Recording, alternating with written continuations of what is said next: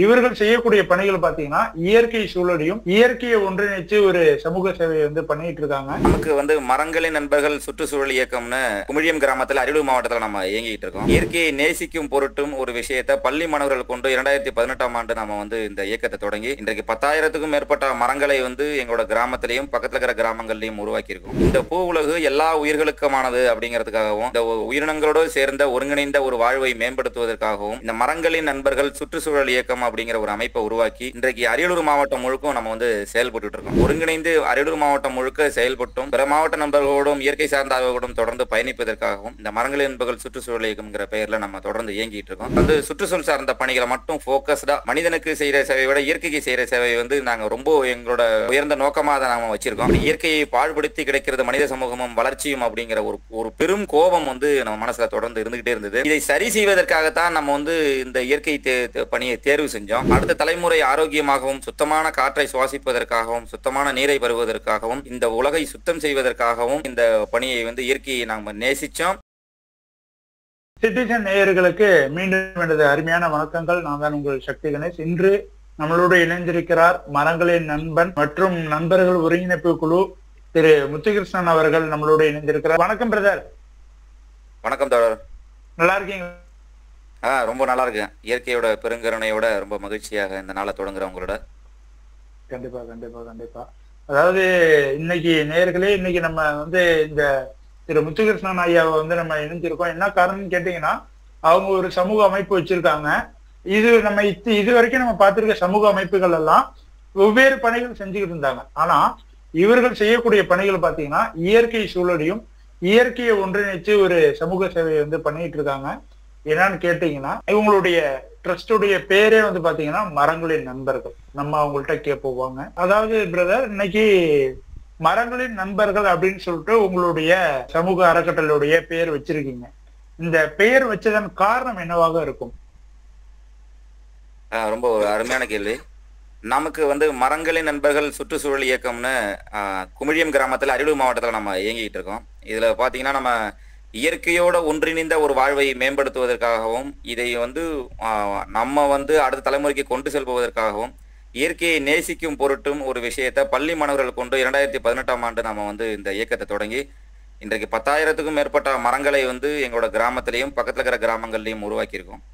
இது எதுக்கு அப்படின்னா, இது ஒரு பல்லுயிரை நேசிப்பதற்காகவும் இந்த பூ உலகு எல்லா உயிர்களுக்குமானது அப்படிங்கிறதுக்காகவும் இந்த உயிரினங்களோடு சேர்ந்த ஒருங்கிணைந்த ஒரு வாழ்வை மேம்படுத்துவதற்காகவும் இந்த மரங்களின் நண்பர்கள் சுற்றுச்சூழல் இயக்கம் அப்படிங்கிற ஒரு அமைப்பை உருவாக்கி இன்றைக்கு அரியலூர் மாவட்டம் முழுக்கும் நம்ம செயல்பட்டு இருக்கோம். இதுல நீங்க பாத்தீங்கன்னா, நாங்கள் நம்மாழ்வார் கோட்பாடை தான் நாங்கள் அதிகமாக ஃபாலோ பண்ணி இயற்கை விவசாயத்தை முன்னெடுப்பது, பனை விதைப்பது, துணிப்பையை பயன்படுத்துவது போன்ற பல்வேறு சூழலியல் சார்ந்த பணிகளை, மரம் வெட்டினா போராட்டம் பண்றது, இப்படி பல்வேறு சூழலியல் சார்ந்த பணிகளை இப்போ கடந்த 6 வருடங்களாக தொடர்ந்து இதில் பயணிச்சுட்டு இருக்கோம். இந்த விழிப்புணர்வு எல்லா சக மனிதர்களையும் இணைப்பதற்கும் ஒருங்கிணைந்து அரியலூர் மாவட்டம் முழுக்க செயல்பட்டும் பிற மாவட்ட நண்பர்களோடும் இயற்கை சார்ந்த ஆய்வுகளோடும் தொடர்ந்து பயணிப்பதற்காகவும் இந்த மரங்களின் நண்பர்கள் சுற்றுச்சூழல் இயக்கம்ங்கிற பெயரில் நம்ம தொடர்ந்து இயங்கிட்டு இருக்கோம். இதில் இன்று நிறைய நண்பர்கள் தொடர்ந்து இணைஞ்சிக்கிட்டு இருக்காங்க. நிறைய சுற்றுச்சூழல் சார்ந்த பணிகளை மட்டும் ஃபோக்கஸ்டாக மனிதனுக்கு செய்கிற சேவை விட இயற்கைக்கு செய்கிற சேவை நாங்கள் ரொம்ப எங்களோட உயர்ந்த நோக்கமாக அதை நாம் வச்சிருக்கோம். இயற்கைக்கு சேவை செய்தால், இயற்கையை பாதுகாத்தா மனித குலத்தை மொத்தமும் சரி இந்த பூ உலகையும் மொத்தமும் நம்ம காப்பாற்றலாம், நிலைநிறுத்தலாம், ஒரு நிலைத்த நீடித்த வளர்ச்சியை பெறலாம் என்பதற்காகத்தான் இந்த இயக்கத்தை நம்ம தொடர்ந்து ரன் பண்ணிட்டு இருக்கோங்க. இப்போ உங்களுக்கு அந்த இயற்கை மீது அந்த பற்றும் காதலுக்கும் அந்த காரணம் என்னவாக இருக்கும்? திடீர்னு எவ்வளவு விஷயங்கள் இருக்கு, ஆனா அதை தாண்டி இயற்கையை நம்ம பாதுகாக்கணும்னு உங்களுக்கு அந்த நோக்கமும் காரணமும்? காரணம் என்பது என்னன்னா, உயிர்கள் மீதான ஒரு நேசம். இது நம்ம சின்ன வயசுலேருந்தே எல்லாருக்கும் நமக்கு தெரியும். நான் ஒரு உயிர்களை நேசிப்போம். நாய்க்குட்டிகளை, பூனைக்குட்டிகளை, சின்ன வயசுல குழந்தைகளா இருக்கும்போது ஆடு மாடு வளர்க்குறது, கோழி வளர்க்குறதுலாம் இந்த மாதிரி ஒரு உயிர்கள் மீதான நேசம் இருக்கும். ஏன்னா நம்மளோட மண்ணில் வரலாறு தோன்றியதிலிருந்து நம்மளோட பெருங்குடிகள் நிறைய மாண்புமிகு மனிதர்கள்லாம் நம்ம மண்ணில், அரியலூர் மண்ணில் உதிச்சவங்க. இவங்க பார்த்தீங்கன்னா சக உயிர்களை நேசிச்சு இருந்திருப்போம். வாழ்ந்த ஒரு வாழ்வியல் நம்மளுடைய ரத்தத்திலையும் தொடர்ந்து அது பயணிச்சிட்டு இருக்கு.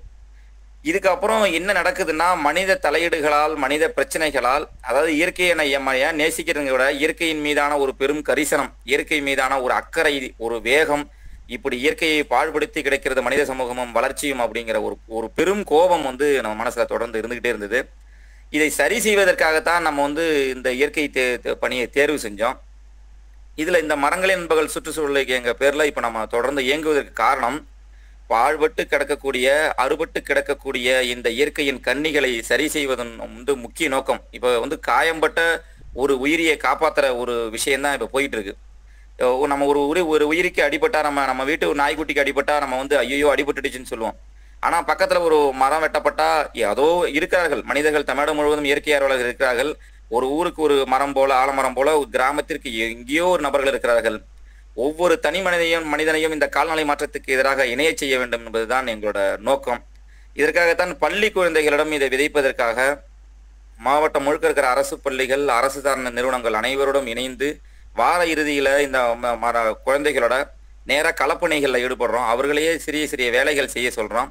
அடுத்த தலைமுறை ஆரோக்கியமாகவும் சுத்தமான காற்றை சுவாசிப்பதற்காகவும் சுத்தமான நீரை பெறுவதற்காகவும் இந்த உலகை சுத்தம் செய்வதற்காகவும் இருக்கிற பிரச்சனைகள் எல்லாம், கிளைமேட் சேஞ்ச் இன்னைக்கு உலகை மிரட்டக்கூடிய பிரச்சனைகள் எல்லாம் சரி செய்வதற்காகவும் ஒவ்வொரு மனிதனையும் வந்து இதை தூண்டிவிடும் என்பதற்காகத்தான் இந்த பணியை வந்து இயற்கையை நாம் நேசித்தோம். இயற்கையை சரி செய்வதற்காகவும் தொடங்கப்பட்ட இந்த அமைப்பு இன்று மாவட்டம் முழுவதும் ரொம்ப விரிவுபடுத்தி ஒவ்வொரு நாட்களுக்கும் இதுக்காக வந்து நேரம் செலவிட்டு செஞ்சுட்டு இருக்கோம். இதை ஒவ்வொரு மனிதனையும் செய்ய தூண்டுவதுதான்.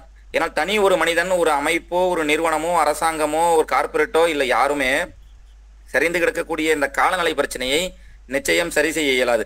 ஒவ்வொரு மனிதர்களும் இதுல இணைய வேண்டும் அப்படின்பதுதான் எங்களுடைய நோக்கம், மிஷன், விஷன் எல்லாமே இதுதான். இதற்காகத்தான் நம்ம வந்து முழுவீச்சா வந்து இயற்கையை சரி செய்யும் பொருட்டு இந்த பணியில நம்ம தொடர்ந்து இயங்கிட்டு இருக்கோம்.